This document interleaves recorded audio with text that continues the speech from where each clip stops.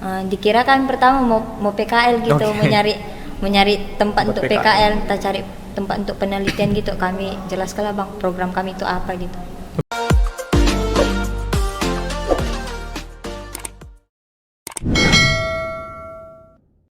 Halo Sobat Mutiara, apa kabarnya semua? Kembali lagi di podcast USM Indonesia, podcast cerdas berkarakter. Saya, Edo Van Houten Sidabuke, selama beberapa menit ke depan akan menemani Sobat Mutiara semua untuk berbincang-bincang dengan salah satu mahasiswa Sari Mutiara yang telah menyelesaikan program Kampus Mengajar Angkatan yang keempat. Saat ini kita bersama dengan Kak Anita. Selamat pagi Kak Anita. Pagi bang. Sehat ya? Sehat. Oke, silakan perkenalkan diri Kak. Halo Sobat Mutiara, perkenalkan nama saya Anita Silvia Borutasoid. Saya dari Prodi S1 PGSD Universitas Sari Mutiara. Oke, dari program studi S1 PGSD. Kalau boleh tahu kakak saat ini semester berapa? Saat ini udah semester 6 bang. Di semester 6 ya, berarti masuk tingkat 3 ini ya. Oke, kita mau ngulik-ngulik nih kak terkait keterlibatan kakak kemarin di program Kampus Mengajar Angkatan yang keempat ya. Nah, itu pertama kali kakak taunya program Kampus Mengajar ini dari mana sih? Dari sosmed bang, Dari dari kampus sosmed. juga. Oke, berarti ada informasi juga dari kampus Dari nih ya? kampus. Nah, ketika kakak memilih program Kampus Mengajar, kan ada banyak nih program yang ditawarin kemarin, magang dan yang lain-lain. Kenapa lebih memilih untuk program Kampus Mengajar? Apa yang memotivasi kakak nih untuk ikut? Karena kan bang, kami kan itu dari Prodi S1 PGSD, jadi cocok kali untuk cari pengalaman sekalian magang gitu bang. Oke, biar direct lagi tuh ya dengan disiplin ilmunya gitu ya. Ketika kakak memilih mengikuti ini itu berkas apa aja nih yang perlu kita siapkan atau persyaratan yang perlu kita siapkan apa aja sih kak? Pertama itu surat integritas, transkrip nilai, surat izin orang tua, baru surat izin dari kampus juga bang. Surat izin dari kampus. Nah berarti tadi kakak singgung ada surat izin dari orang tua. Nah ketika kakak sampaikan ke orang tua kakak ingin mengikuti program ini, respon orang tua gimana sih? Respon orang tua itu sangat senang, terus didukung gitu. Ya udah ikuti aja, sekalian cari pengalaman. Karena kan kemarin itu kami kena covid kan bang. Jadi 2 tahun daring juga kayak gak dapat apa-apa gitu. Biar nambah ilmu juga. Jadi orang tua juga merasa ya udah jalanin aja gitu ya. Jalani aja. Nah kalau boleh tahu kakak penempatannya di sekolah mana sih? Penempatannya itu di UPT SD Negeri 106144 Semen Cirim bang. Semen Cirim, berarti masih daerah Kota Medan lah itu ya? Iya, Tapi udah masuk ke pinggiran lah mungkin ya. Nah, pedalaman. ditempatkan di sana, kalau boleh tahu kakak tinggal di lingkungan sekolah tersebut atau pulang balik nih ke rumah ke sekolah gitu? Kalau kami bang pulang balik. Pulang balik ya. Nah, ketika sampai di sekolah itu nih kak, kalau boleh tahu saat itu kakak dari Sari Mutiara sendiri dan yang ikut ke sekolah itu ada berapa orang tuh? Ke sekolah itu kami ada 6 orang bang. Terus pertamanya itu kan kami kayak chatan dulu sama kawan-kawan kami yang sama sekali belum kenal gitu. Jumpa di tengah ya biar kita ke sekolah ini apa namanya observasi pertama. Sebenarnya kan pertama kalau observasi itu harus ikut DPL, tapi DPL kami tuh nggak bisa ikut gitu kalau mendampingi yang pertama. Oke, dari berapa orang sih orang kakak yang pergi ke sana? Yang pertama itu 4 pertama bang. Oke, yang ditugaskan ke sana berapa orang semuanya? 6. Dari Sari Mutiara apakah hanya kakak sendiri? Dari Sari Mutiara ada 3 orang bang. Ada 3 orang, berarti ya nggak sulit lah buat kakak beradaptasi untuk di sekolah itu ya. Nah ketika pertama kali datang ke sekolah tersebut, respon dari pihak sekolahnya baik dari guru-guru kemudian dari siswanya ini bagaimana sih kak?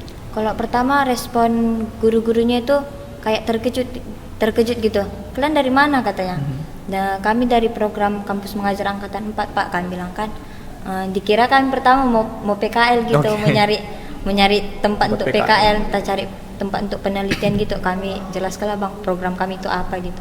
Oke, sekolah itu berarti menerima lah ya kehadiran orang kakak di sana. Nah dari guru-guru dan dari kepala sekolah, dari siswanya sendiri nih ketika pertama kali teman-teman di sana mengajar, respon dari siswa-siswi di sana gimana?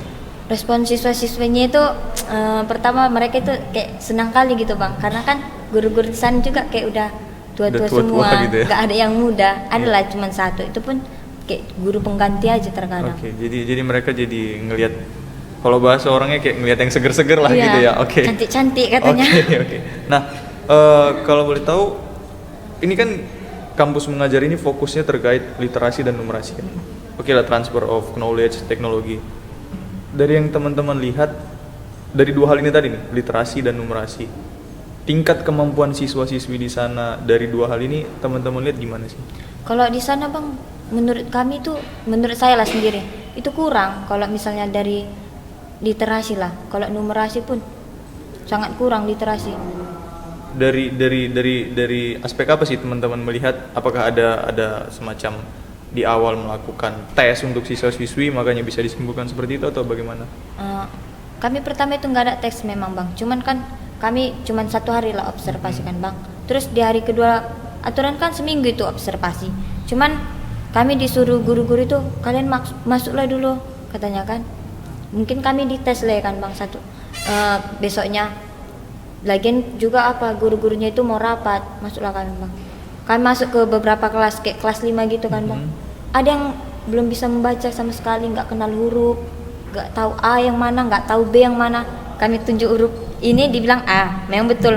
Yang masuk ke C, dibilang lagi A gitu, sama sekali kayak udah buta huruf gitu. Oke, berarti sampai tingkatan ya, kalau pengalaman kayak saya pribadi kelas 5 SD itu bukan belajar tahap membaca, bahkan udah kali-kali pembagian gitu ya. Gitu. Itu pun harus udah mahir. Ini sampai ditemukan yang ya kita bilang masih daerah perkotaan lah.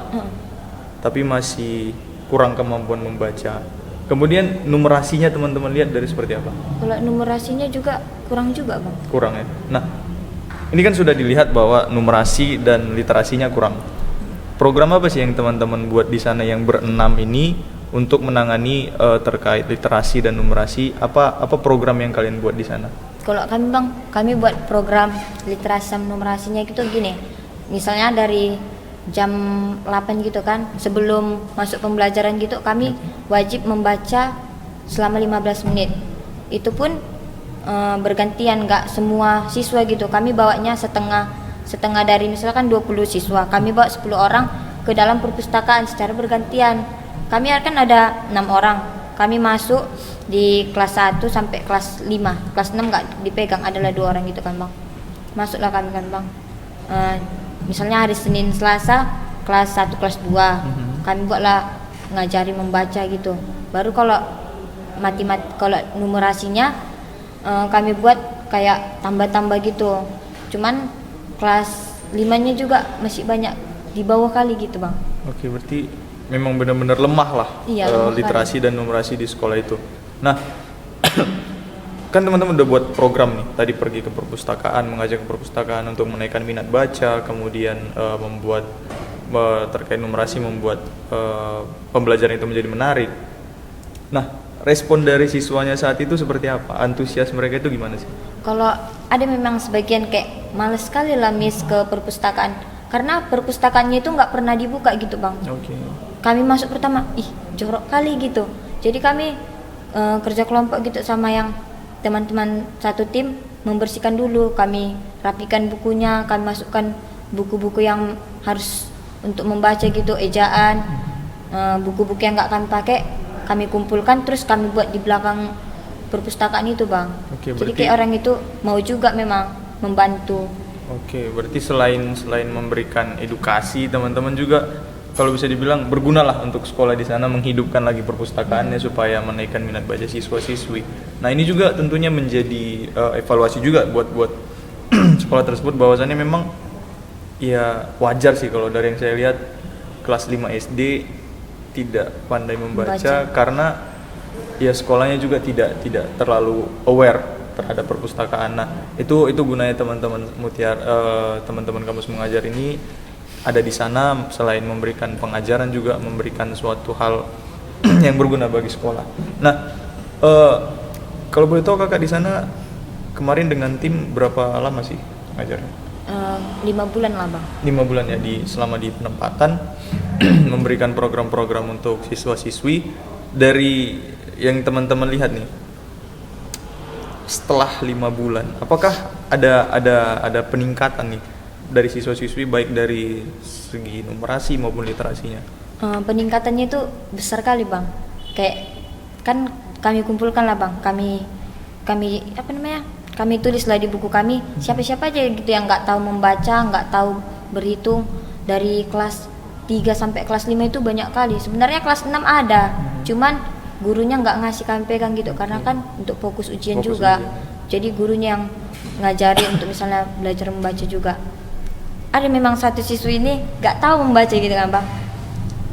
Dari kami pertama datang sampai kami selesai program, bisalah dia bang ngeja. Itu pun dia kadang malas juga sekolah, kayak dia nggak sekolah, rumahnya di belakang sekolah itu. Bisa dia nggak datang ke sekolah, tapi dia main-main kami lihat pas pulang sekolah. Dan juga orang tuanya di situ kayak nggak marah juga, orang tuanya kayak merasa kayak hal yang biasa gitu. Iya biasa aja gitu, kayak nggak dimarahin. Berarti ada gunanya lah teman-teman hadir di sana memberikan edukasi dan ya terbukti kemampuan membaca kemudian berhitung juga pasti ya meningkat dari siswa-siswi di sana. Nah, boleh diceritakan nggak sih Kak pengalaman yang unik, mungkin entah pengalaman sedih ataupun pengalaman yang lucu selama tugas di sekolah tersebut? Pengalamannya yang paling unik itu kayak ada guru olahraga itu. Bapak itu selalu ngasih kayak motivasi gitu sama kami kan. Kalian harus kayak gini. Dulu PPL yang kesini tuh dibuatnya depan perpustakaan itu ada kayak pojok baca kan bang. Kalian harus bisa membawa siswa kita ini jadi rajin membaca ya Pak, kami bilang kan. Baru pas pelajaran pences itu kami pergi bang, sana kan pelosok kali. Pergi kami biasanya jam 7 sampai alasan 7.30. Sebenarnya kami agak sering juga terlambat karena kan agak jauh juga kan bang. Jadi dibawalah kami jalan kaki sama kelas 5 kelas 6 kayak ngelewati hutan-hutan gitulah, ada sungainya. Terus kayak menarik kali lah nengok siswanya sama gurunya, disuruh bawa pulpen sama buku, lihat apa yang kalian bisa gambar katanya. Misalnya ada jalan, kayak orang itu buat peta lah bang, peta mencirim gitu, padahal itu luas sekali gitu ya kan. Digambar orang itulah sungai. Bisa-bisanya di situ kan sering juga musim hujan, becek kali. Bisa-bisanya orang itu mau mandi sungai, padahal di situ ada guru gitu. Berarti yang awalnya disuruh buat menggambar, mempolakan keadaan, justru jadi main-main gitu ya. Belajar sambil bermain memang bang intinya. Ya, memang kalau kita lihat di taraf SD itu ya memang masih dunia yang main. Nah, disitulah memang kesulitannya mendidik siswa-siswi yang masih di tingkat sekolah dasar karena keinginannya pasti bermain lah. Nah, setelah dari program kampus mengajar berakhir kan 5 bulan orang kakak di sana. Pasti selama 5 bulan udah memiliki kedekatan lah, baik itu ke siswanya, baik itu ke gurunya juga. Ketika teman-teman sampaikan bahwa adik-adik kami udah selesai nih di sini, kami akan kembali ke kampus, respon dari siswa dan sekolahnya ini gimana sih? Respon siswanya itu kayak sedih kali. Janganlah Miss pergi. Nanti kalau Miss nggak ngajar lagi di sini, kami kayak mana? Kami kan belajar membaca itu dari Miss. Kayak ada satu siswa itu dekat kali sama teman kami kan bang. Kakak itulah yang bisa buat adik itu membaca gitu kan. Kayak nangis lah adik itu. Bilang, nanti kalau Miss nggak ngajar lagi, aku nggak mau sekolah. Jadi kayak kami tuh sedih kali gitu. Karena memang dia nggak sekolah, orang tuanya nggak marah gitu. Jadi kami pun janganlah, kau harus semangat sekolah lah, kami bilang kan harus rajin. Nggak mau Miss, harus Miss yang ngajar katanya kan. Kalau enggak Miss sering lah datang ke sini. Orang Miss sudah kuliah kan bilang lah. Terus guru-gurunya juga kayak sedih juga karena guru-gurunya di situ baik-baik kali bang. Karena kayak aneh ya. Setiap hari Sabtu itu kami ada program P5 gitu kan bang. Masak-masak. Jadi kalau setiap hari Sabtu kami nggak ada belajar free. Masak-masak lah khusus dari kelas 1 sampai kelas 6. Cuman bergantian gitu.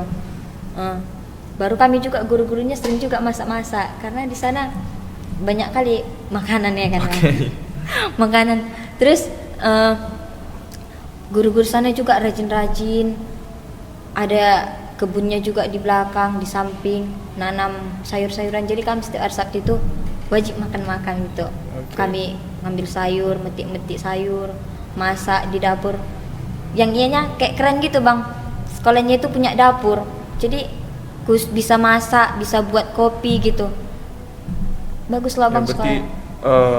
kalau kita lihat tadi siswanya yang awalnya malas buat sekolah, kemudian sudah keburu nyaman nih sama teman-teman di sana, jadi rajin sekolah, tapi ditinggal. Iya. Dan ditinggal jadi nangis ya. Dan dari sini kita bisa lihat bahwa program kampus mengajar ini juga membuat peningkatan tentunya bagi siswa-siswi dan juga berguna bagi sekolah. Dan ya guru-guru juga menyambut baik lah. Artinya guru-guru juga memberikan suatu contoh yang baik untuk teman-teman dari program kampus mengajar. Nah, terakhir nih Kak, sebelum kita tutup, ini kan lagi jalan program kampus mengajar angkatan kelima ya. Iya. Ya kita berharap mudah-mudahan akan ada lagi kampus mengajar angkatan 6, 7 dan seterusnya. Nah, boleh kasih pesan dan sarannya nih buat Sobat Mutiara di rumah yang mungkin lagi menjalankan program kampus mengajar angkatan 5 dan yang mungkin pengen ikut nih di program kampus mengajar seterusnya, boleh diberikan saran dan semangat nih Kak, silakan Kak. Kalau menurut saya itu sarannya semoga buat mahasiswa-mahasiswa yang ada di seluruh negeri ini mau mendaftar di kampus mengajar angkatan kelima karena programnya itu sangat bagus. Harus tetap semangat buat teman-teman sekalian, jangan pantang menyerah, dimanapun kalian ditempatkan harus bersikap baik karena pasti apa yang kita tuai itu yang akan kita tabur. Oke, berarti tetap semangat buat teman-teman yang lagi jalan kampus mengajar angkatan kelima, dan buat teman-teman yang mungkin ingin daftar nih kampus mengajar berikutnya, ya silahkan mendaftar karena percayalah orang-orang yang bisa lulus di kampus mengajar ini adalah orang-orang yang terpilih, bukan orang-orang yang sembarangan tentunya. Oke Kak Anita, terima kasih sekali atas waktunya. Semoga apa yang disampaikan dapat menjadi manfaat bagi Sobat Mutiara semua. Oke, sampai di sini pertemuan kita. Saya Edo Van Houten pamit undur diri. Sampai ketemu di podcast USM Indonesia selanjutnya. Jangan lupa untuk cek di kolom deskripsi karena di situ akan ada link pendaftaran kita, link kampus kita dan sosial media kita. Sampai ketemu di podcast USM Indonesia selanjutnya, podcast cerdas berkarakter. Sampai jumpa.